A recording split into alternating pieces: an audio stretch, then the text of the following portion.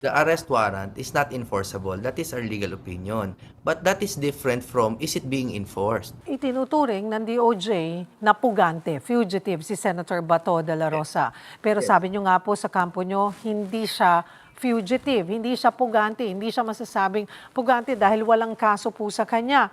Pero bakit Opo. hindi po natin makita si Senator Bato? Bakit hindi po siya nagpapakita or walang may alam kung nasaan po siya? Yan po yung nilinaw ko rin po sa mga nakaraang interview.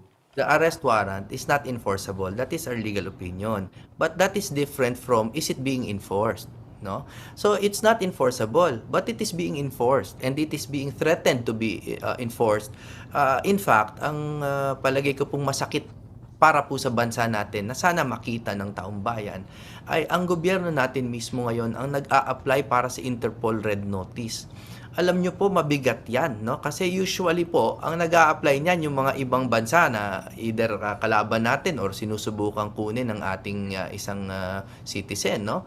Pero in this case, sarili po nating gobyerno ang nag-apply para sa Interpol Red Notice. And ang Interpol Red Notice, iba po sa diffusion niya. Ang Red Notice po, ang General Secretariat po ng Interpol, ino-authorize yan. Pinapadala po yan sa 196 na mga bureau, no?